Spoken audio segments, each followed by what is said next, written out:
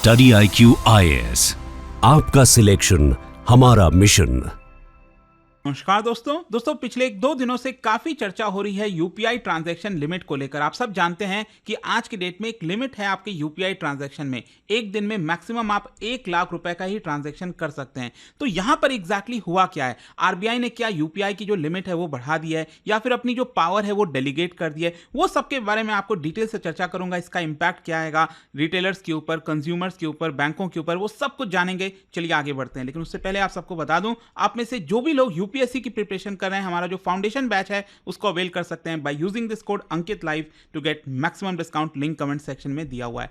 चलिए शुरुआत करते हैं। देखिए, रिसेंटली आरबीआई के द्वारा एक स्टेटमेंट जारी किया गया on developmental and regulatory policies, और इसके अंदर आरबीआई ने प्रपोज किया to enhance UPI transactions limit. ध्यान रखिएगा, एग्जैक्टली कितना लिमिट होगा वो आरबीआई बता नहीं रहा है, लेकिन कहीं ना कहीं अपनी जो पावर है वो किसी और को दे दी है, वो मैं आपको आगे बताऊंगा। लेकिन सबसे पहले यूपीआई है कि आप सब जानते ही होंगे, आज के डेट में एक बहुत बड़ा बैकबोन बन गया है हमारे डिजिटल ट्रांजैक्शन सिस्टम के अंदर। और अपने मोबाइल के डिवाइस के माध्यम से आप किसी भी अकाउंट में, मतलब अपने अकाउंट से किसी भी दूसरे अकाउंट में पैसे काफी आसानी से ट्रांसफर कर पाते हैं। और यहां पर देखिए, 2 तरह के ट्रांजैक्शंस होते हैं। एक होता है P2P, पर्सन टू पर्सन, मतलब आप एज एन इंडिविजुअल किसी दूसरे इंडिविजुअल के खाते में, अपने फ्रेंड्स, फैमिली, किसी को भी जो आप जानते हो आपको पेमेंट करना हो, पैसा ट्रांसफर करना हो, वो आप कर पाते हैं। और दूसरा होता है पर्सन टू मर्चेंट, मतलब अक्सर आप देखते हो कि आप किसी दुकान पर जाते हो, क्यूआर कोड होता है, उसको स्कैन करते हैं और पेमेंट करते हैं। मतलब आप किसी गुड्स और सर्विसेज के बदले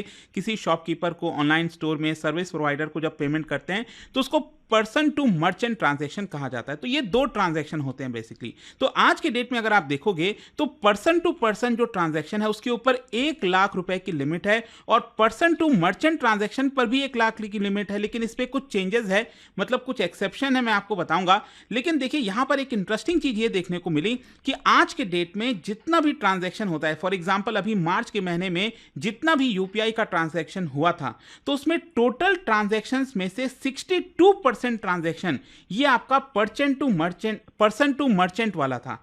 और अगर हम वैल्यू के टर्म्स में बात करें तो पर्सन टू मर्चेंट जो ट्रांजैक्शन है उसका वैल्यू सिर्फ 27% था। इसको ध्यान से समझिएगा, मतलब नंबर ऑफ ट्रांजैक्शन, अक्सर आप देखते हैं, आप किसी दुकान वगैरह पर जाते हैं, 10-15 रुपए का भी अगर यूपीआई करना है तो आप कर देते हैं, मतलब वैल्यू क्या है, कम है, लेकिन नंबर ऑफ ट्रांजैक्शन बहुत ज्यादा हो रहा है। तो जितना भी यूपीआई का ट्रांजैक्शन होता है उसका 62% जो है वो पर्सन टू मर्चेंट वाला ट्रांजैक्शन होता है। लेकिन वैल्यू के टर्म्स में अगर आप देखोगे तो ज्यादा कौन सा है, ये पर्सन टू पर्सन वाला ट्रांजैक्शन होता है। ठीक है, अब यहां पर मैं आपको एक चीज बताता हूं कि जो पर्सन टू मर्चेंट वाला ट्रांजैक्शन है इसके ऊपर वैसे तो 1 लाख रुपए की लिमिट है, लेकिन कुछ चीजों के लिए आरबीआई ने पहले ही ऑलरेडी यहां पर जो लिमिट है वो इंक्रीज कर रखे थे। फॉर एग्जांपल आप देख सकते हो 2 लाख रुपए तक की लिमिट कैपिटल मार्केट के ऊपर, insurance, tax payment, foreign money coming into India. तो ये जो ट्रांजैक्शंस होते हैं उसमें आप 2 लाख रुपए तक का ट्रांजैक्शन कर पाते थे एक दिन में, और कहीं कुछ केसेस में तो 5 लाख रुपए तक का भी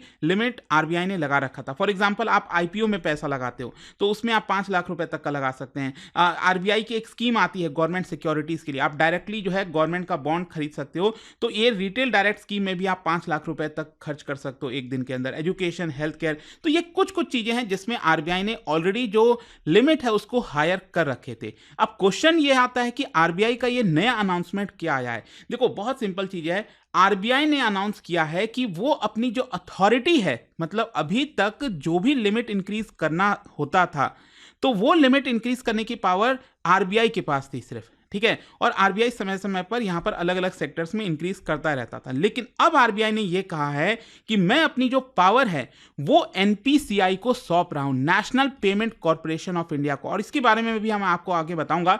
लेकिन ये बहुत इंपॉर्टेंट है, बेसिकली एनपीसीआई जो है उसके पास पावर आ गई है कि वो मार्केट डिमांड के हिसाब से अगर चाहे तो यूपीआई की लिमिट बढ़ा सकता है। तो इसमें 2-4 इंपॉर्टेंट पॉइंट है। सबसे पहला यही है कि NPCI can now revise the transaction limit for P2M payment ध्यान से समझिएगा कि ये जो पर्सन टू मर्चेंट वाला ट्रांजैक्शन था ना, सिर्फ इसी की हम बात कर रहे हैं। यहां पर जो लिमिट है, हो सकता है कल के डेट में मतलब एनपीसीआई अनाउंस कर दे कि ये जो पूरी वैल्यू है 1 लाख रुपए से बढ़ाकर हम 2 लाख रुपए कर रहे हैं। तो अब आरबीआई को जरूरी नहीं है यहां पर दखल देने की, अब डायरेक्टली एनपीसीआई जो है वो बातचीत कर कर ये फैसला ले सकती है। लेकिन हाँ, जो पर्सन टू पर्सन वाला ट्रांजैक्शन है उसके ऊपर लिमिट सिर्फ 1 लाख ही रुपए रहेगा, ये एनपीसीआई तय नहीं करेगी, ठीक है, वो डिसीजन अभी भी आरबीआई के पास रहेगा। अच्छा, एक और इंटरेस्टिंग चीज मैं बताता हूं। मान लीजिए एनपीसीआई ने डिसाइड कर लिया कि जो पर्सन टू मर्चेंट वाला ट्रांजैक्शन है उसमें 2 लाख रुपए की हम लिमिट लगा रहे हैं, बढ़ा रहे हैं लिमिट, लेकिन फिर भी पावर बैंकों के पास रहेगी। जो अलग अलग बैंक है, मान लो एसबीआई है, एसबीआई को लगता है कि नहीं, अभी भी हम अपने कस्टमर के लिए ट्रांजैक्शन की लिमिट 1 लाख ही रुपए रखना चाहते हैं क्योंकि सिक्योरिटी वगैरह का इशू आ सकता है, तो वो 1 ही लाख रुपए होगा। तो एक तो यहां पर एनपीसीआई को मानना पड़ेगा लिमिट इंक्रीज करने के लिए, और जो आपका बैंक है जिसमें आपका यूपीआई कनेक्टेड है वो भी उसको मानना पड़ेगा, तब ये इंक्रीज हो सकेगा। अल्टीमेटली यहां पर एनपीसीआई जो भी फैसला लेगा वो बैंकों के साथ, पूरे जो इकोसिस्टम के प्लेयर्स हैं, पेमेंट सर्विस प्रोवाइडर, सबके साथ कंसल्टेशन करके लिया जाएगा। लेकिन अब क्वेश्चन ये आता है कि एनपीसीआई है क्या, ये कौन है जो आरबीआई ने अपनी पावर इसको दे दी है। देखिए, मैं आपको बता दूं, ये आज के डेट में बहुत इंपॉर्टेंट रोल प्ले करता है। ये एक नॉन फॉर प्रॉफिट ऑर्गेनाइजेशन है, national payment corporation of India, and ये एक सेंट्रल बॉडी की तरह एक्ट करता है for operating retail digital payment system in India. Bharat में जितना भी रिटेल डिजिटल पेमेंट सिस्टम है ना, उसको बनाना, उसको मैनेज करना, इसके पीछे का पूरा जो इंफ्रास्ट्रक्चर है वो सब कुछ एनपीसीआई के द्वारा ही किया जाता है। जैसे for example UPI, RuPay card, IMPS, Bhim app, ये सब कुछ आपको पता होगा ये एनपीसीआई ही हैंडल करता है। इसको फाउंड कब किया गया था? 2008 में बनाया गया था by reserve bank of India and Indian bank association. और मैं आपको बता दूं, 2007 का ये कानून है, payment and settlement system act, उसके अकॉर्डिंगली इसको लाया गया था। And it was created to consolidate and modernise India's retail payment system, ताकि हम कैशलेस इकोनॉमी की तरफ जा सकें। और एनपीसीआई को ओन कौन करता है, कौन इसका मालिक है?